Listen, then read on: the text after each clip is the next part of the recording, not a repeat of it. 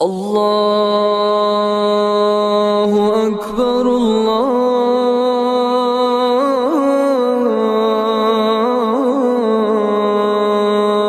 اکبر۔ Doctor صاحب، میرا پہلا سوال ہے کہ مزاروں پر جانا اور مزاروں پر جا کر اللہ کے نام پر نظر و نیاز کرنا عموماً ہمارے ہاں لوگ کرتے ہیں، کیا یہ جائز ہے؟ اسلام، دین، قرآن، حدیث، اس کے اندر اس کی کیا فضیلت اور کیا حقیقت ہے؟ بتا دیجیے، جزاک اللہ۔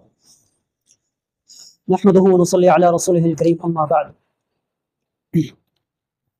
اسلام میں مزار سازی، موجودہ دور کی مزار سازی، جن کے اوپر میلہ لگا ہوا ہوتا ہے، اللہ کے بھٹکارے ہوئے بندے قبروں پہ آ کے غیر اخلاقی حرکت کرتے ہیں، قبروں کے اوپر چادر چڑھانا وغیرہ، یہ چیزیں موجودہ دور کی جو مزار سازی ہے وہ اسلام کے اندر بالکل حرام ہے۔ اسلام مزار بنانے کی اجازت کسی بھی قیمت پہ نہیں دیتا، اس لیے کہ مزار کے اوپر جب انسان مزار بنا لیتا ہے تو شرک کے ایسے ایسے دروازے کھل جاتے ہیں کہ انسان اس کا اندازہ بھی نہیں لگا سکتا۔ موجودہ دور کے لحاظ سے جن مزارات کے اوپر انسان جاتے ہیں، اپنی منتیں مانگتے ہیں اور ان کا وسیلہ اپنے رب کے ساتھ پیش کرتے ہیں، وہ بھی انشاءاللہ ہم آگے بیان کرتے ہیں۔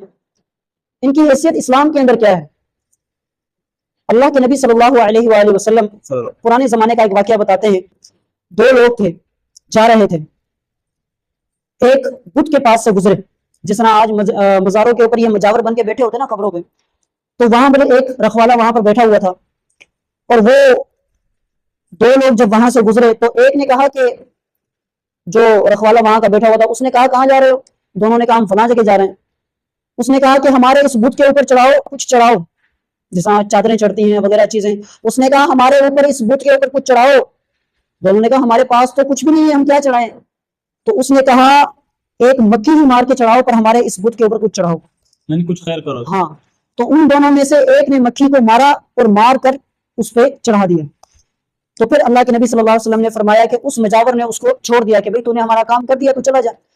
اللہ کے نبی نے فرمایا فمات، جب مرا دخل النار، اس عمل کی وجہ سے اللہ نے اس کو جہنم کے اندر داخل کر دیا۔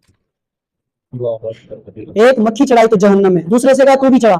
اس نے کہا میں کچھ نہیں چڑھاتا، میں جو بھی نظر و نیاز میرے معاملات ہوتے ہیں میں صرف ایک اللہ کے لیے، اللہ کے علاوہ کوئی ایک چیز بھی میں غیر اللہ کے نام پہ نہیں چڑھا سکتا۔ فمات، ان لوگوں نے اس کو مار دیا۔ مجاور جو بیٹھا ہوا تھا، جس نے مکھی نہیں چڑھائی اور اس نے کہا یہ ساری چیزیں صرف ایک اللہ کے لیے ہیں، میں کسی غیر اللہ کے نام پہ کوئی چیز نہیں چڑھا سکتا، اس نے اس کو مارا، اور جب مارا دخل الجنہ، اسی توحید کی وجہ سے کہ اس نے غیر اللہ پہ کوئی چیز نہیں چڑھائی، اللہ نے اس کو جنت کے اندر داخل کر دیا۔ سبحان اللہ۔ ایک مکھی چڑھائی تو جہنم میں، اور یہاں تو آگے نہیں بولتے، بہت کچھ ہو رہا ہے۔ اللہ تو بہرحال مزار بنانا اسلام کے اندر بالکل حرام ہے۔ ہاں، کچھ مولوی صاحب کے کلپ ہمارے سامنے آئے، بولے کہ وہابیوں نے اللہ کے نبی صلی اللہ علیہ وسلم کے صحابہ کے جو سعودی میں مزار بنائے گئے تھے لوگوں نے، تو وہ اڑا دیے، آپ ان سے دور رہیں، یہ وہ کلپ بھی ہم ایڈ کریں گے، انشاءاللہ لوگ دیکھ سکتے ہیں۔ اسی طرح ایک اور مولوی صاحب نے کہا کہ مزار پہ جانا اگر حرام ہوتا تو حضرت موسیٰ علیہ السلام کے مزار پہ معراج کی رات اللہ کے نبی کیوں گئے، اور شہدائے احد اللہ کے نبی صلی اللہ علیہ وسلم ان کے قبروں کے پاس کیوں گئے، کیوں دعائے خیر مانگی؟ ہمارا سوال یہ ہے کہ حضرت موسیٰ علیہ السلام کا مزار اس طرح بنا ہوا تھا جس طرح آج آپ لوگوں نے مزار بنا رکھے ہیں؟ کیا حضرت موسیٰ علیہ السلام کی قبر کے اوپر اس طرح چڑھاوے چڑھائے گئے تھے؟ کیا حضرت موسیٰ علیہ السلام کی قبر کے اوپر آ کر لوگ منتیں مانگتے تھے؟ اس طرح کے مزار تو اللہ کے نبی کے دور میں نہیں تھے۔ حالانکہ اللہ کے نبی صلی اللہ علیہ وسلم نے حضرت علی کو حکم دیا تھا، اے علی جہاں پکی قبر نظر آئے اس کو زمین کے برابر کر دو، زمین کے برابر کر دو جہاں پکی قبر نظر آئے۔ اور جہاں تک معاملہ ہے شہدائے بدر، شہدائے احد کا، تو مجھے بتائیں کون سا شہدائے بدر، شہدائے احد ان صحابہ سے بڑھ کر اللہ کا ولی کوئی ہو سکتا ہے؟ کہاں مزار بنے ہوئے ہیں؟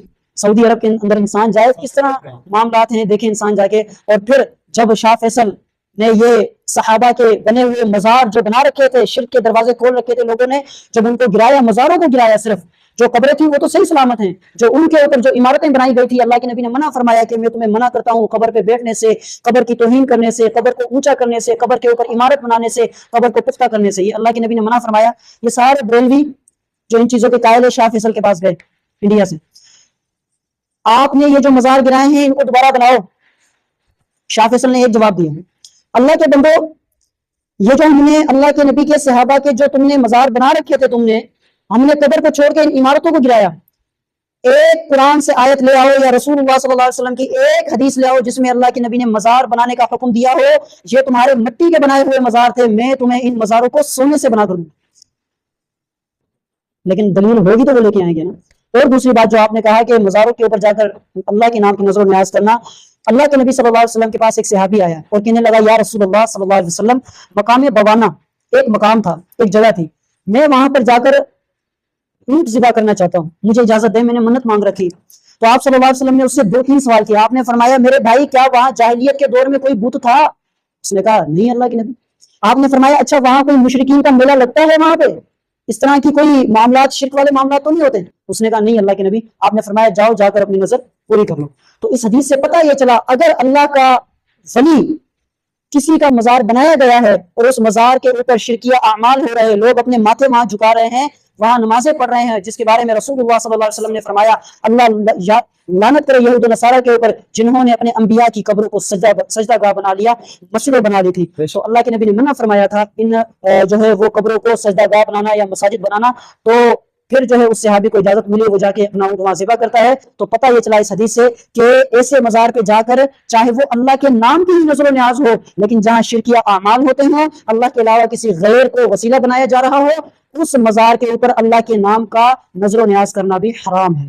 اللہ کی نظر و نیاز صرف اور صرف خالصۃ للہ انہی دنوں میں کی جا سکتی ہے جن دنوں میں اللہ تعالیٰ نے کرنے کا حکم دیا ہے۔ جن دنوں میں مشرکین جو ہے وہ اپنے معاملات چلاتے ہیں، اپنی رسمیں مناتے ہیں، ان دنوں میں اللہ کے نام پر بھی ذبح کرنے کی کوئی اجازت نہیں۔